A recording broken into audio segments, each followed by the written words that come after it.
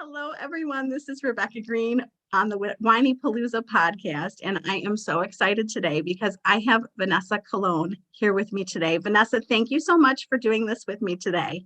Thank you for having me. I'm excited. It's 7 a.m. where she is, so she is a really good sport to be doing this with me right now. So thank you for that. I'm going to tell you about this fabulous lady. My words are not coming out well. I better do some tongue exercises or something. But Vanessa is the founder of Kahlon Family Services School, a nonprofit organization that provides education for K through 8, along with resources and support to families with strong-willed children that some would call 2E, twice exceptional, which I've never heard of. So I have to ask you about that. After being an in-home behavior specialist and supervisor of various California behavioral programs for many years, she came up with the idea of yoga education for Autism Spectrum and spent her free time creating her own program after years of studying clinical psychology and working with different populations around trauma, attachment issues, and family dynamics. YEAS Yoga is an exciting and personal yoga curriculum for children that benefits self-regulation. Her book, Shut Up and Parent, love the title, gives parents the tools for managing their kids' daily behaviors. Vanessa is a family interventionist offering comprehensive and individualized coaching and support regularly. There I go again. She hosts the podcast Parenting with Vanessa Kahlon and lectures at numerous schools and organizations. You are a busy lady. Yeah. You are a super busy lady. And I have so many things I want to ask you, but let's start with what inspired you to become a family interventionist? I would love to know. When whenever I was younger, I've always babysat. I was always around children. And then I started bartending and working in the cocktail lounge and doing other stuff. And I just met a lot of people. A couple of them, were parents. So they would ask me to babysit or watch their kid. And it just so happened that one of the families at the time had a child with autism. So this was 25, 26 years ago. And so no idea what that was. I agreed to it. I, did some research. I'm like, oh my gosh, what am I walking into? Mm. And it just kind of it's snowballed from there. So every time I try to find a job and do something different, the universe is like, yeah, no, just kidding. It's not going to happen. So it's never been it's just kind of grown in a way of what the needs are of the children. So I have a school, it happened to be an accident. 3 kids happened to get kicked out the same week. And I had shadows for these kids in school. So now I have 3 shadows, 3 kids, and I guess come into my house. So it's never been I'm waking up with this idea. It's more what comes my way and what are the needs and how do we get those needs met? Because I just can't watch. I have a really hard time seeing somebody struggle, especially a child. So I just want to come in and help and support. But now it's kind of evolved. I just finished my other curriculum, the 3R, which is for social emotional learning, which is the redo, rewind, and repair. And how do you actually teach kids empathy and a way of helping them build friendships and social skills? Because through this pandemic, there's such a need right now. Oh, I couldn't have said that better. It definitely 100%. It sounds like you are doing what you are supposed to be doing. Yes. So that's when once you once you kind of go in that right direction. I mean, literally, I have had every door slammed to me. And anytime I was hired somewhere, an agency, I'm ended up fired. It's just one of my first job was with my mom at her travel agency, and she fired me within a week because I was I don't understand why an envelope has to have the perfect name on there. I'm not I have this on my website. Who cares? Your brain doesn't work that way. Does it matter? No. Oh my gosh. Well, you have so much knowledge. I want to pick your brain about all of this stuff that you're doing with families and kids. And you have powerful one-liners that we can use for challenging parenting moments when they push our buttons. So tell us these one-liners. Okay. So, I think a lot of it. So my first book is called Shut Up and Parent for the reason that we talk too much. Right. And I don't the more that you're talking, the more the kids are not processing because it's just going blah, blah, blah. So I always have these just simple one-liner, which is let me know when you're ready to listen. And I walk away.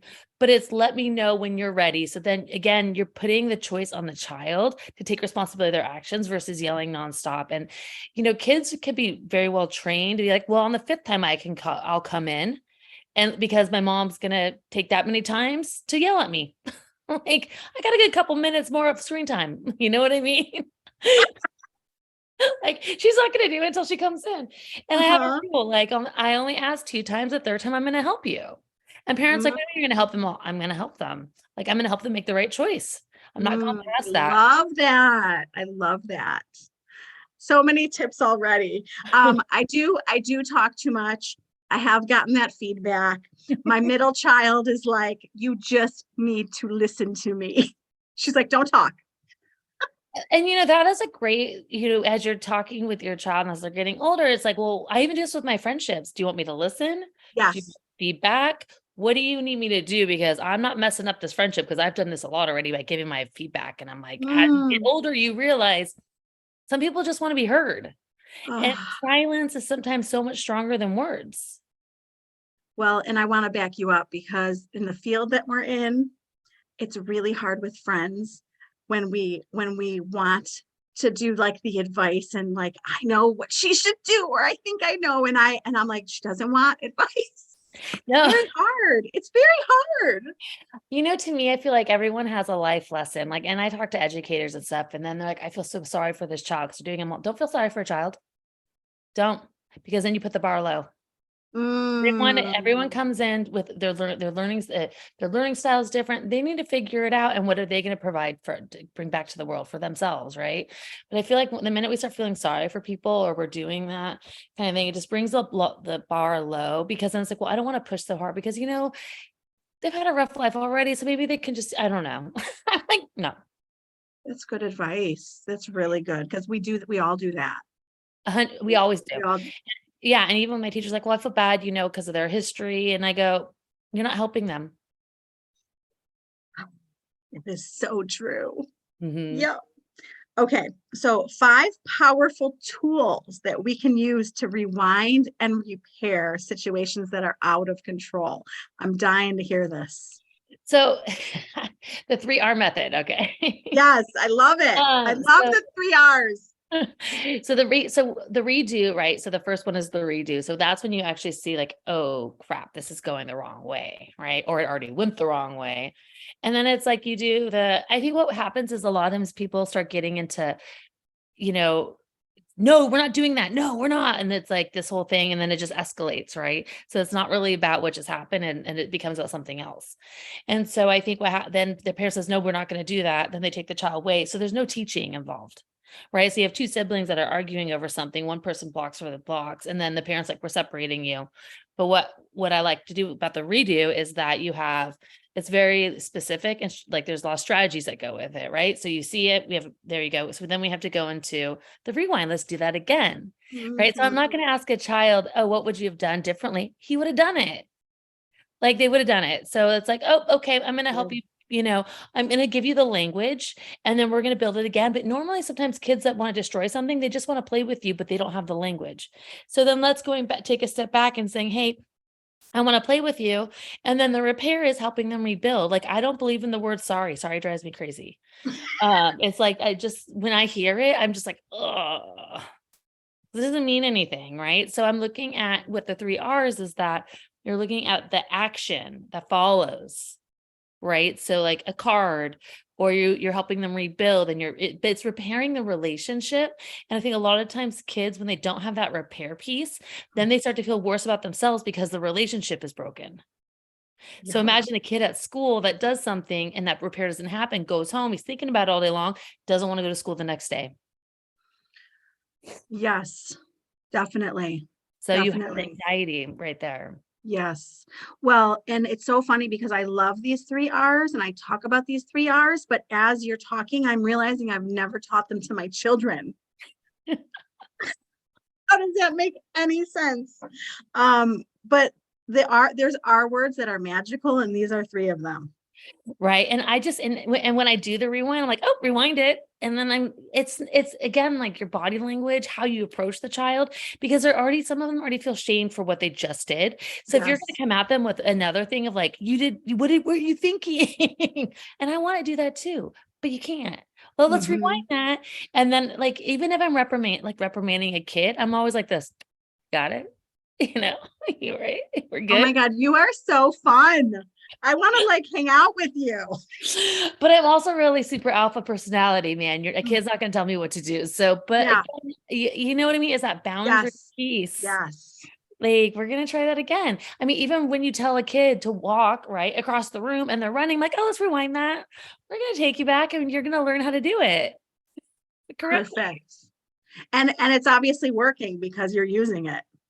I use it, for me, I use it in every situation with my kids. So I have a school for kids, with learning and some behavioral issues. And a lot of times these kids have come from multiple schools, then they're with me. I always say I'm like the last resort before maybe they go somewhere else. I don't know. But a lot of these kids don't trust adults. They don't trust teachers. They don't trust, we have to rebuild everything. And then what ends up happening is they've hit other kids. And then it's like, well, we're going to call mom. 2 weeks ago, a little girl did something. And then she like, when the mom came in, she thought I was going to go tattle on her. And I looked at her, I go, what happens at school stays at school, honey. It's already done. And I'm like, your mom doesn't need to know anything. I'm not telling her anything. But again, like my kids also with that approach, they never tell on me. I'm like, oh, I get something. And I was like, or like, oh, I just slipped in my cuss. You know what I mean? Yep. Yep. And they don't say, Oh, they're not going home telling their parents. And I go, well, so you're really building trust with them, which is what yeah, they need. it Yeah. all comes, and you talk about 3 R's, it's all about relationship building. So it's Mm. relationship building with with the person that, you're looking at attachment, you're looking at other things like that, but really comes down to the consistency piece and following through and like what you're doing, and you can make mistakes but as long like admit the mistakes, like, oh, and if you're having a bad day, pick and choose your battles, but also tell them, you know what? I'm not picking every battle with you today. I'm going to figure that out and what's going to happen. But tomorrow we're back to normal, but again, you're in control. It's not the child in control. Yes. So Yes. and then always giving them choices. Like I'm constantly giving choices, but there's a kid that's like, I want the third choice. And I'm like, well, that's not going to happen. Oh my gosh. Well, and you're talking about the 3 R's, and I don't know if that's the answer to this question, but you know how to successfully get through a meltdown. Is that what you're using to successfully get through a child's meltdown? Yes. So, Yes. okay. Well, I'm not doing, so during a meltdown, Yeah. silence is key, right? Ah, yeah. Silence is key. So you want to so it depend, like safety is number one. I always talk about safety's, of course, number one on there. But if a parent, like I just had a call the other day and I'm like, my kid hit me in the car and I go, why didn't you pull the car over? Like, these are like little things, right? Like when you're doing that, pull the car over. All right, let me know when you're ready. And that's it. And you don't need to talk. The more that you yell just escalates everything. And I know a lot of parents don't want to deal with this in public. Like I don't mind dealing with things in public. Like I don't care. But I think for that is being able to look at your environment, but also if it's at home and your kid is just like having a meltdown, I'm not one to be like, I don't believe in timeouts. I'm like, okay, I need a break from you. You need a break from me. You could do that. I think that's one thing to do. If it's the whole family's fighting, which I've seen before, I'm like fire drill. And then everybody goes into a different, you have one Fire word. drill. It's like fire drill. Oh my God. Fire I drill. We're going to a different totally room. That's it. Everyone's gone. Oh my gosh, I'm totally going to use that. You know what I mean? Like, that's it. Listen, because all of a sudden, like one parent comes in and the other one, and then another child. And then you have and then if you have 3 kids, you're all outnumbered. Yes. Yes, we are outnumbered here. And then one kid gets mad because you're being mean. Like, I mean, my kids are all defending each other, and I'm all, no, it's like, I could totally picture that. And what about preventing them? What can we do to prevent it from even starting? okay, so I don't think behaviors are bad. And I think that when we start looking at behaviors, like behavior is somebody that's like quiet in the corner, like, or hiding or just being internalizing it. I think behaviors are a sign of like how a child's feeling internally. So I Mm, don't feel like they are bad. I think what happens is people try to, one of the things I think I see over and over again is that people try to not have the behavior happen. So then they accommodate the child with everything. And then guess what happens then? Then the child is like, if it doesn't go their way, they have a bigger behavior. mm, So if you're trying to avoid the behavior, that means that you are literally like reinforcing ton of little things, which has a huge behavior.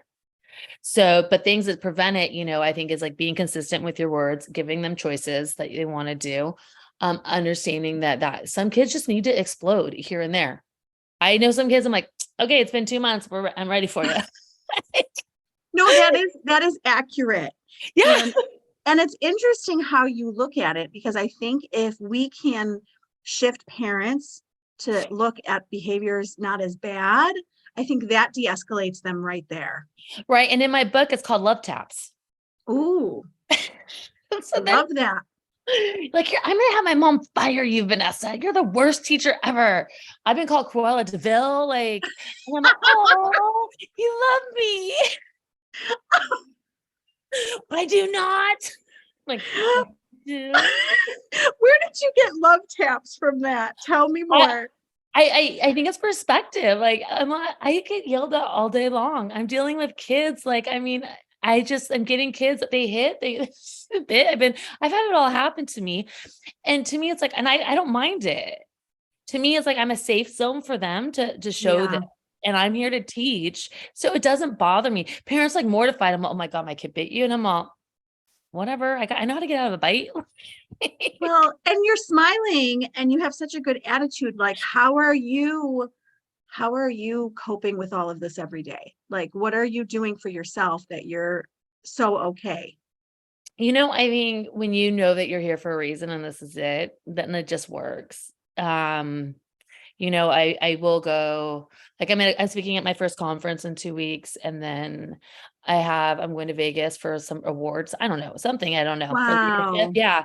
It's, but to me, this is all, it doesn't, at the end of the day, doesn't mean anything unless I have that connection. Like, I will never not be with children, because children are the ones that like make me happy. Because when they do come in and like you see that light in their eyes when they figured it out, you're like, that's what this is about. Yes. And sometimes it's not that often.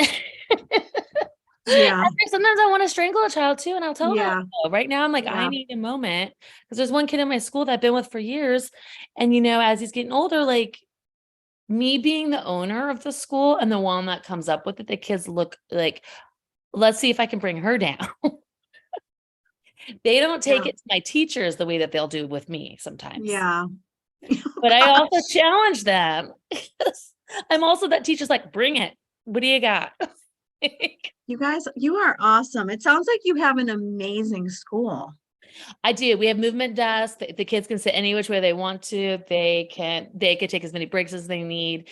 It's a small setting, a very small community. I love it. We, with my podcast and my other stuff that I'm doing, we do get other kids. So we're doing a social emotional learning camp this summer, but it's definitely my passion and what I'm doing and seeing these kids, because they can't do 20 kids in a class. They just, and also we were talking about 2E earlier. There's Yes. these kids are like super, super smart academically. Like, I call them like the Elon Musk children, right? Like, super smart, but then the social emotional is lower. So then how do you bring it up? Because I have a kid that's 5 years old, can do 5th grade language. Oh gosh. That's like, Wow. but yet turn taking and like playing a game can be very difficult. Yeah. And then you have these kids with high verbal skills. So then you think that they know things, but they're really using that verbal language to hide that they're struggling. Mm. And you've got this all figured out. It's amazing. I don't have anything Amazing. figured out. You have a lot figured out. And wait, twice exceptional. So why is it twice exceptional? I just have like a super high, like, IQ in some area, like there are just certain areas that are like a lot stronger than others. Yeah. Yeah. Well, and I of all people need to learn what an underreaction is. So we're in a challenging situation. I've gotten so much better. What is an underreaction that we can use? Okay, when I wrote that, I didn't have this kid, another kid that taught me something else. They So all do. They all do. no, they totally do. And like, the underreaction is that silence piece, right? It's just not Hmm. like, let me know. It's again, that goes down to your toolkit, like the one liner, let me know when you're ready to talk. Well, then I got this kid recently that, loves to argue. Hmm. So the silence doesn't really work, right? So like he's just picking at it. And the next thing you know, he's like, no, I'm going to make you talk to me, screaming at me nonstop. And in that moment, I had to match him. So there is a part of like me knowing my kids and that like I need to take it to that level, match him, and then he'll come back down. Right. Because it's almost like as he's getting up, I have to bring it back down. Makes so much So sense. yeah. So I mean, it really depends. So it's not like, oh, it works with everybody. And after I matched him and brought it down when he was calm, we talked about, I'm like, these are not healthy ways of communicating. It's just not. And as you get older and you're building relationships, like you can't be coming at people and hounding them over and over again to do something. And then just wanting to do it. And I'm just trying to stay calm. And finally I'm like, stop it. Uh-huh. And he did, but he's like, I knew I can get you to react. I'm all, These kids. but I said, what can we do differently? Right. So I asked him, I go, so how was my reaction? Like, what should we do? I do check in with my kids afterwards. Cause I think that's one of the things that from part of the relationship building, okay, should I have done that differently? What do you think? Was I too over the top? Was I not under what was I? And, he's like, maybe a little bit higher up next time. And then on this situation, you can go a little bit lower with that. I'm like, okay, now what are you going to do? That's really good. I do not do that. I think that's really good, getting feedback about how we're being. Yeah. I love that. I mean, Yes. listen, we're not perfect. None of us are. No. And I didn't, I don't, and, I'm lucky with that. I have like this, the attachment issue, adoption. Like I have a diverse background because when I was going to do my, I decided not to get licensed because there's too many rules. I don't do well with rules. Hmm. I was like, well, why would this approach work with everybody? It's not going to work with everybody. Then why would that one work with this one? It doesn't work. So I just kind of went through all of them and just got trained things and just looked at it differently because there's so many different lenses that you can look at. Very true. Yeah. So Yeah. like, I don't want to get stuck on one thing. Like I've never read an assessment. Kids come in and they're like, parents will come into my school. They're like, well, do you want the assessment? I'm like, yeah, no, it's okay. Oh, I love this. To me, it's like somebody just sat there, asked a couple questions. The DSM is going to change anyways in another 5 years. Like that's my perspective on the whole thing. And and I don't care. And I tell people, like, even when I go in to do a school observation, and sometimes they'll just send me a video and I just show me the eyes and let me just see it from there. And then I can go from there. But I'm not going to ask everyone wants to tell me this long story. And I don't want to hear the story. Like, let me just figure it out and then we'll come back and then tell me the story. And then you're not tainted. Mm-hmm. Oh, wow. I knew I was in the right job when I was doing family counseling because they told me I was not allowed to use the DSM. Yeah. And I was like, oh, I love this place. Yeah, I mean, it's just ridiculous.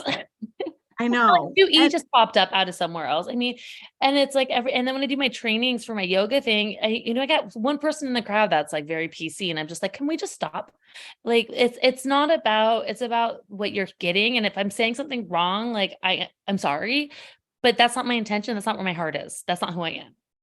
Absolutely. And if you're gonna spend more time on that crap, like I don't need it. Keep going. I agree. I agree with you. And you've mentioned not saying no. You've mentioned that instead of no, we want to teach. Can you give us an example? Right. So, I think that I was in a conversation with a couple of head of schools, and one of the things that was brought up that there was a fight that happened at school, and one of the kids like broke another pair of kids' glasses, and then of course the child goes where to the principal's office, and to me, I'm like, well, where's the teaching? You know what I mean? So it's like looking at every situation, like, okay, how can we teach? Because when you're telling a kid no all the time, is it maybe they don't know a different way? Yeah. So I think when you have a kid with high verbal skills that can talk their way out of anything, like I just told a parent yesterday, I'm like, your kid's 5 years old and can get behind a car and can probably get talk his way out of a ticket. Like he just has those skills. But Well, that he might be like the social piece is lower, right? So then it's looking at how are we teaching all of that in a way that makes sense for everybody. So instead of saying, no, I'm going to give choices, or, hey, we can't have screen time right now, but in 30 minutes you can. You can't have Minecraft, at school, but at 2:00, yes. So again, it's looking at that. If you find yourself constantly telling your child no to do the same thing over and over again, to me, that's an opportunity to start teaching something else. yeah. Yeah. And then on the other hand, you say that we can make yes more successful. Yeah. So tell me about that. I think I feel like when a child feels like, okay, like we do our check-in, right? How did I do on there? And then they do their part. I'm more likely to say yes to more things that they want to do, because I'm seeing that they're working towards a relationship with me and they're working on themselves. Like I tell, even at age 3, I tell kids it's a choice to be happy or not. And what is your choice? Your choices don't affect me, Yeah. but they affect you. Because the minute you tell a kid, that makes me really mad, you're giving that kid way too much power. Mm. We all do that. Yeah, but think about it. Then they're like, oh, I'm going to do that again. I mean, some kids are so smart. They're like, well, let me think about that. Let me see how I'm going to do it. I'm waiting for another kid. I mean, we had an intervention not too long ago, and I know this little girl is just waiting to get me on something. And I'm just like, okay, it's been 2 weeks. She's going to do it eventually. Well, and the fact that it's coming, like your whole attitude about it is so successful. You have a successful attitude. I'm taking it in. Well, the other thing is I asked the kids, like, so before we're going to do a game and the kid's going to freak out, I'm like, do you think you're going to freak out if you don't win? And they'll say yes. I go, well, then I'm not going to play until you're not. So let me know. And then like, huh? And I go, then they're like, okay, I won't freak out. And they don't. So I need to say, are you going to cheat? Because if you're going to cheat, I'm going to wait until. Right. No, 100%. I'm telling you, I talk to people like this. It's that simple. And it is really that simple, because what you're doing is giving them the control for their own choices that they're making and responsibility. Which a lot of them want the control. Yeah. So, and so then, that, yeah. right. And then they're not living in this like stereotype of, okay, well, she knows I'm going to cheat anyway, so I might as well just do it. And that's their narrative that they're telling themselves. So let's change that narrative. Right. Like I'll walk in to see a kid and I could tell by he's a little grumpy. I'm all, are we going to have one of those days? Or is it going to like, can we at least wait 2 hours and then we'll do it? Or if I have a tour at my school, I'll tell kids, I'm all, okay, here's this little like timer, no behaviors. When they leave, you can. do they listen to that? Yes. Oh my gosh. Because I'm not making these behaviors a huge deal. It's almost like I'm taking that huge thing down to like, all right, really? Are you going to do that? You guys want more kids, more friends? Like show up. Yes. You guys want this. Like, crap, I started a school on accident. This wasn't my thing. That is funny. That is really awesome. I go, you guys want this. When it comes down to curriculum, they're part of it. When it comes down, they do everything. So, and even this week, one of the kids came in with like a survey, do you want? And he decided to make lunch for everybody yesterday. He's 9. Oh my gosh. So it's like constantly, how do we think of other people and how are we always teaching that? Because you know what, we're not that important individually. Like we're not like, and I'm not being mean, but when you start to think that you're like a super important person, then that's where everything just kind of goes crap. Yeah, no, that is true. That is very true. I want to talk about self-regulating and YEAS yoga. Yeah. So to me, how do you so I find that when you tell a kid to take a deep breath, what does that mean? Like, I show them what I mean. right. But like some kids have processing issues. That's That's like, true. huh? That's- So it's like, I don't even know what to say. And then a lot of times, one of the things I notice, if you say, take a deep breath, the body, some kids do the opposite. So instead of their belly going out, they're going in, and like you're causing your own panic attack. Right. So there's that Oh, step yeah. I'm looking at. Right. So it's like, are they hyperventilating, trying to take a deep breath? But really it's how do we teach kids, when they are feeling nervous, like these breathing exercises, and how do we teach, self-regulation through movements and being in their body. So that's my passion. So are the kids doing the yoga during the day at Yeah. school? Yeah. And I don't teach them because I'm too close to them. So I have somebody else. Oh, that's smart. That is smart. And is it a particular type of yoga with that title? It's the program that I developed. Oh, okay. Yeah. So it's really looking at so to me, a lot of kids have executive functioning issues, which means Yeah. that the planning and everything else, and it goes into the gross motor and other things like that. So it's looking at how to do a sequence, but how to break down the sequence. So there's a whole toolkit that goes with it, a vision, like a choice board, how they could choose what they want to do. And then also down to like the actual schedule that they're going to do. But, for example, some people don't realize like getting into downward dog, how many steps that takes. And for some kids, that's very hard. But if you're being able to work on the core, you're going to be able to get more proprioceptive, and then you'll be able to focus a little bit more.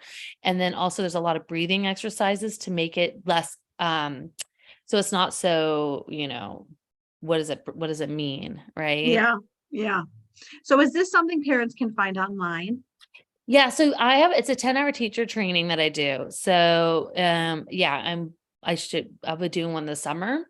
And so if you could just go to my website, vanessakahlon.com, and you can find a lot of stuff there on there. And then plus the 3 hours we'll be doing, which is a mixture of both of them with the language and then the self-regulation piece. Amazing. You're doing so many things. Successful podcast, successful school. Thanks. Let's talk about your podcast and your book. Yes. Did you listen to the last one? I did it. It's so funny. When I reread your bio this morning, I was like, darn it, I wanted to check out your podcast. So I'm going to do that next. So I'm going to be listening to you in the car next. Okay. Well, I had a mini breakdown on my last one this week. That's okay. That's okay. Yeah, I had a mini breakdown. I was talking, and I guess we'll just keep talking about this little boy that that seems to like know when the one that's like goes, oh, what that needs that intense like feedback. But yeah, there was a moment where we had a moment. Yeah. Yeah. And I just found out at that time my brother passed away, so of an overdose that day. So And sorry. we were estranged. It's such a weird, like, life is just throws so many things at you sometimes. And I went into work, which I probably shouldn't have. And he was in a mood. And those kids that need to like really explode. He's my baby. And then it was like he's holding it together until I walk in the door. And then here we go. Like the safe person is here. The safe place, but I'm not like, and you're not there today. Yeah. And so we're going in, and sometimes if there is a safety issue, I will do a hold. And I feel like he wanted that hold as a way of touch, but he didn't want to admit that like he wanted that, right? And so right when we're going into it, I just started crying. I just lost it. And I said, look at me. And he turned around, and I'm sure he was ready to punch me. And he just sees me like sobbing, and he just came over and held me. Oh. And like that, we've never had any incident like that again. And it was almost that moment of like having to like, I'm real. And that was about the podcast. It's like, as a professional, being like open to say like, you know what?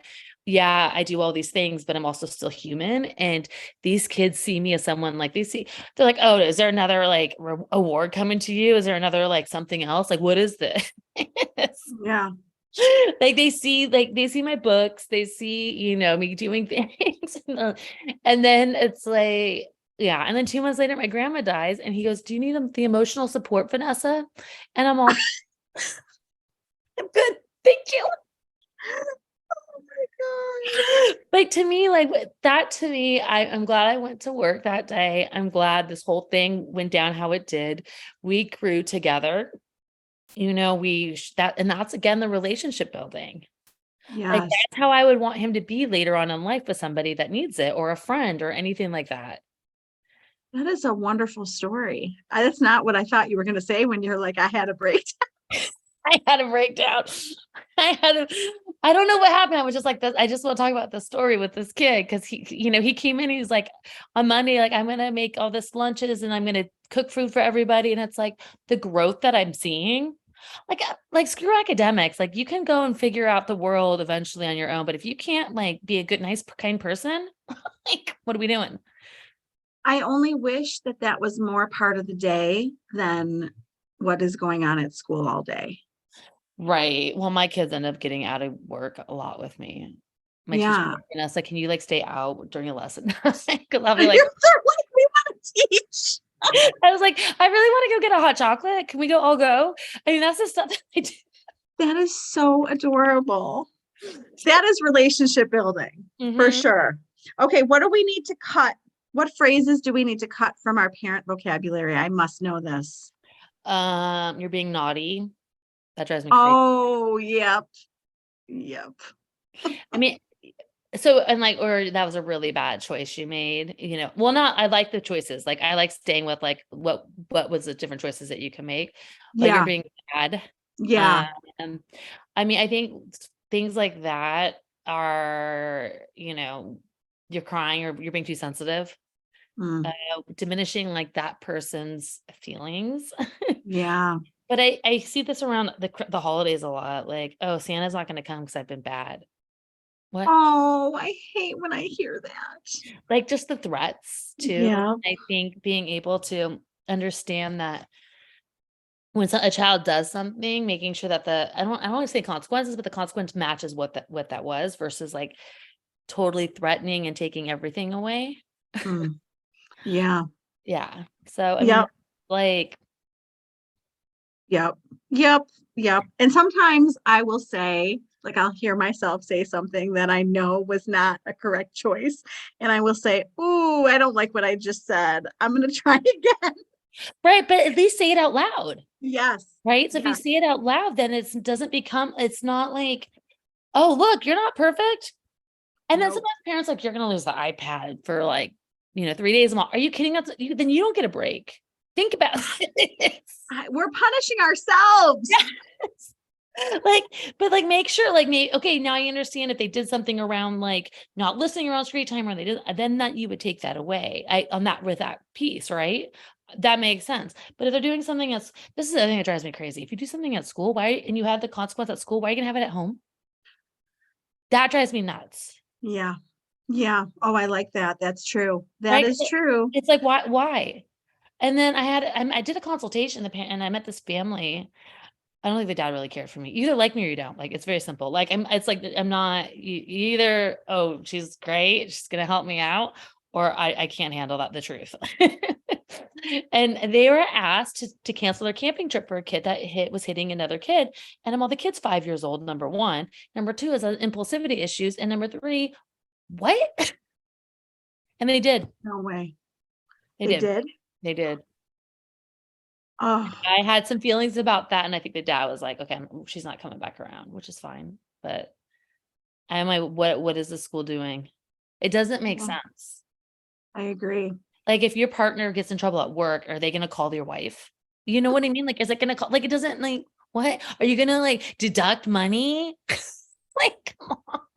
Oh my gosh, you really get it. I mean, these kids are lucky to have you. I I hope you know appreciate, that. no, I thank you. But that's also the thing. And one of the biggest things that, around my interventions was forgiveness, right? So like what happened on Tuesday stays on Tuesday.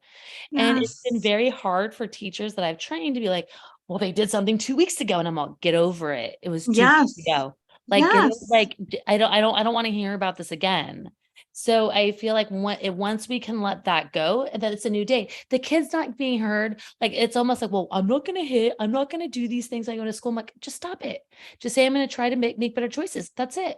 When you're telling a kid not to hit as they're walking in the door, what's in their mind? I'm not going to hit. They're going to hit. They are going to hit. Again, it's like, well, that's the story that everybody says that I do versus saying, are we going to try not to hit today? What do you think? Do you think you can do it by 11 o'clock? And then when 11 hits, okay, wow, 11, do you think that we need to go on a walk or something to make it till 12 after lunch? And then when they feel good about themselves, right? But then you also have, and this is what I don't think people understand, is that once a child starts to feel really good about themselves and they haven't before, they self-sabotage. Mm, So it's yeah. almost, they feel good. So you have to bring some normalcy back in, like, okay, go do the dishes or do something else like there. It's almost like they have a really good day at Disneyland. The next day is shit. Yeah. Sorry for the cussing, but It's totally okay. It's totally okay. Oh my goodness. Well, you are so much fun. And I could talk to you all day. yeah, well, thank you for But having me. oh my gosh, is there anything else that you want to share before we talk about where everyone can find you? Right. Well, I think the biggest thing is like How to Parenting with Confidence. The book right there gives all the tips in there. And it's like, you can literally, I tell parents, well, if you have to go to the bathroom and you're looking for like a quick, like 2-second thing to get, it's a very simple read. And it's very specific tools, because my dyslexia, like, you're not going to get, I'm like, I need specifics, like break it Mm-hmm. down. But yeah, that's about it. So they can find your books and your program and everything on your website. Yes. Which is Vanessa, VANESSAKAHLON.com, and on Amazon too. So, and then I just came up with a self-care journal for teachers. Ooh. Yeah, which is actually really cool of that. It's a 3-month way of like, when a behavior happens in the classroom, how did you take care of yourself? And the question is, how is it not personal to you? Because I think we as teachers take things so personally. Again, love taps. I will remember that. Love taps. I'm telling you, it changes everything. It's going to de-escalate my brain, that's for sure. Right. And, or just take a break and be like, I need to get out of here. Oh my gosh. Well, you are wonderful, and I'm gonna let you go to work and let your Thank kids you. have you next. But thank you so much for your time. I appreciate it. Thanks for having me. It was been fun. This is Rebecca Green, reminding everyone to spend every day laughing, learning, and loving.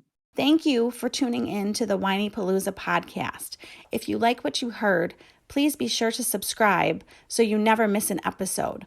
While you are there, leave a review. I love to hear your feedback. Thank you so much for listening. Until next time. This show has been produced by Market Domination, LLC. To discover how you can have your own show completely done for you and turn it into a real published book and become the authority in your marketplace, go to www.marketdominationllc.com/podcast offer.